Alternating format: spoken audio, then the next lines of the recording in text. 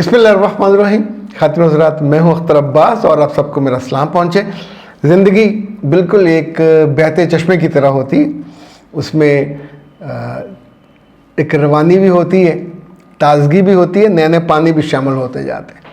कुछ पानी गदले होते हैं, कुछ खुशबूदार होते हैं, कुछ महकते हुए होते हैं, ताज़ा पहाड़ों से आते हुए भी। उसकी ताकत खूबसूरती बढ़ती जाती है। ये जो हमारे यहाँ सवालात आपके आते हैं, ये भी उन चश्मों की तरह ही होते हैं। कहीं कुछ दुख का चश्मा होता है, कहीं खुशी का, कहीं राहत का, कहीं परेशानी का, कहीं स्ट्रेस का। तो हम कोशिश करते हैं कि उस सवाल का कुछ ऐसा जवाब दें कि उस मसले के नीचे छाननी सी लग जाए, ताकि पानी छन छन कर आगे जाए और उसकी जो इम्प्योरिटीज़ हैं वो वहीं रुक जाएं। कोशिश बंदे पे फ़र्ज़ है, बाकी तो रब है जो खैर व बरकत डालता है और मुश्किलों को दूर करता है।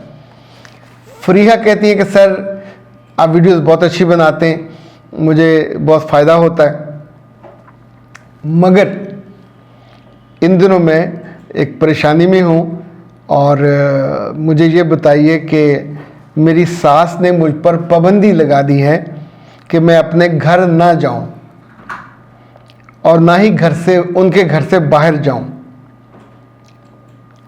मैं अक गई हूँ, शौहर अपनी माँ का साथ देता है, क्या मुझे अपनी मर्ज़ी करनी चाहिए? मेरे बच्चे 2-3 बातें जान लीजिए, चूँकि वो सब बच्चियाँ जिनकी शादी हो रही है, होने वाली है या अभी हाल ही में हुई है, एक बात तो ये याद रखें कि अब आपका डोला उस घर से उठ के नए घर में चला गया है और इसको लेने के लिए 200-300 बंदा आया है, आपको ये एहसास दिलाने के लिए कि आइंदा इस पौधे की जो जड़ें हैं वो वहाँ होंगी, इसको जो फल है वहीं लगेंगे, इसको फूल भी वहीं आएंगे, इसके पत्ते भी वहीं लहराएंगे और इसको खुराक और पानी सब वहीं मिलेगा। जो पौधा बार बार वहाँ से आप उखाड़ोगे, फिर वापस लेके आओगे 2 दिन, 4 दिन, 6 दिन, हफ्ता, सिर्फ वो बातें करने के लिए, या चुगलियाँ करने के लिए, या बातें सुनने के लिए, या शिकायत लगाने के लिए, तो जितनी बच्चियाँ बरसों से ये काम करती हैं हमेशा उजड़ जाती हैं। तो सासों ने बाज़ बच्चियों की इरादे देखकर, बाज़ की तबीयत की वो जो एक इंक्लाइंड होता है वो देखकर कि जाएगी जाके ये क्या गॉसिप करेगी, हमें भी ख्वार करेगी, ख़ुद भी ख़राब होगी।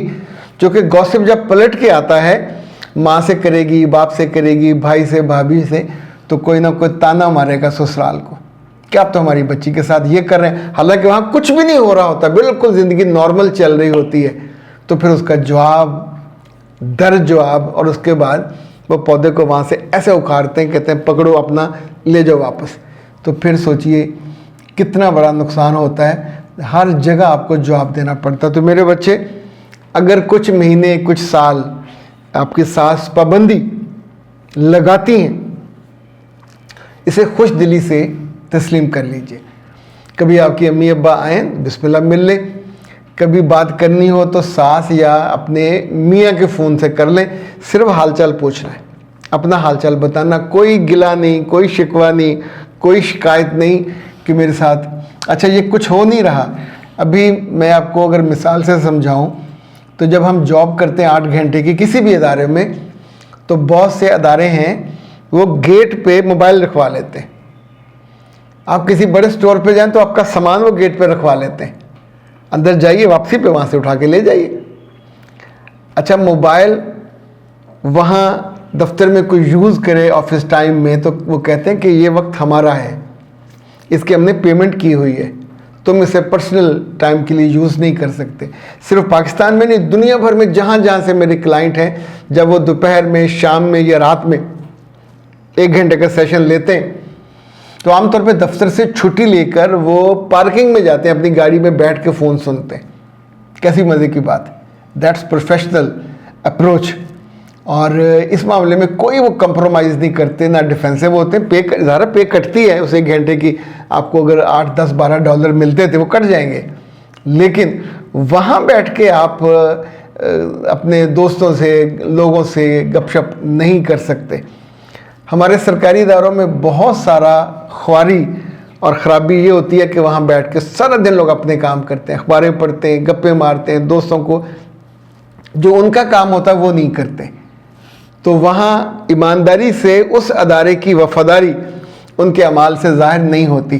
तो जिन ख़ानदानों में, मैं उन ख़ानदानों की साइड नहीं ले रहा, ये बता रहा हूँ कि ये स्ट्रेटजी वो उस बच्ची को उस घर में उसकी जड़ों को, रूट्स को गहरा करने के लिए, मरना वहाँ है, जीना वहाँ है, औलाद वहाँ जन्म देनी है, रहना वहाँ है, आपकी तो वो जो है जनाजा वो भी वहीं से उठना है। पिछले जिस घर से आप गए हो 20-30 साल आपने वहाँ गुजार दिए, तो काफ़ी था ना। अगर इतनी वो जल्दी थी जाने की, वो एक दफ़ा हम मदीना मुनव्वरा में से, तो मैं PIA के जो मैनेजर साहब के पास गया कि जो फ़्लाइट है 2 दिन पहले नहीं हो सकती। अच्छा, उन्होंने हंसते हुए कहा कि अक्सर आप सबको इसको पर्सनल ना लीजिएगा, जब वहाँ लोग होते हैं तो बैठे रोते हैं, दुआएं करते हैं, बुला ले मदीने मुझे, बुला ले मदीने मुझे। यहाँ आने के बाद सबसे ज़्यादा रश इस बात का होता है कि टिकट 2 दिन पहले की करा दें, 4 दिन पहले की करा दें, कैसे हम करवा दें, वो पूरी पैकिंग हुई होती है। अच्छा, मैं तो खुद उस काम के लिए गया था, तो उस बात में मैंने बहुत सोचा और मैं मुस्कुराया कि जो दावा है वो सच्चा नहीं होता, सबूत देना पड़ता है कि मेरी लॉयल्टी नबी सल्लल्लाहु अलैहि वसल्लम के साथ कितनी है। तो वो तो उतनी है, आप वहाँ 2 दिन गुजारने के बाद भागते हैं वहाँ से, तो वो लॉयल्टी के, वो मोहब्बत के दावे तो फिर पक्के ना हुए। अच्छा जी, ये QB, सर शौहर का अपनी बीवी पर खर्च ना करने को दिल करता ही नहीं है, औलाद पर खर्च करता है, बीवी पर नहीं। बीवी को क्या करना चाहिए? बेटा, बीवी को अकल से काम लेना चाहिए, बीवी को अपनी मत इस्तेमाल करनी चाहिए, अपनी शौहर से बना के रखे, और शौहर को जैसे ग्रॉसरी देते हैं वैसे अपनी लिस्टें दे। और अगर शौहर के हालात अच्छे नहीं हैं, फिर लिस्टों में गैर ज़रूरी चीज़ें ना दें। तीसरा, अपनी इनकम का खुद रास्ता को ढूंढें, 100 काम आप कर सकते हो। चौथा, अम्मा अब्बा से, जो बहन भाइयों से जो ईद शिवरात पे पैसे मिलते हैं, वो रोक के ना रखें, उनको इस्तेमाल कर लिया करें। कभी सास से पकड़ लिए, कभी ससुर से पकड़ लिए कि वो तो देते नहीं, आप कुछ दें, तो यूँ आपका मसला ये हल हो जाएगा। शोर नहीं मचाना, मियाँ को बदनाम नहीं करना।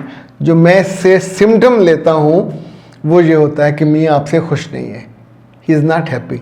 हम इवन जिस नौकर पे खुश हों, हम उसको तोहफे देते हैं, उसका ख्याल करते हैं। जिस स्टाफ, वो घर में काम करने वाली माई से आप खुश होते हैं, आप उसे कपड़े, जूते सब दे रहे होते हैं। जिससे नहीं खुश होते उससे देते हैं क्या? तो इसको ज़रा अपने पे मुंतबिक करके देखें तो मेरा ख्याल चीज़ें बेहतर हो जाएंगी। अख्तर अब्बास को दीजिए इजाज़त। अस्सलाम वालेकुम।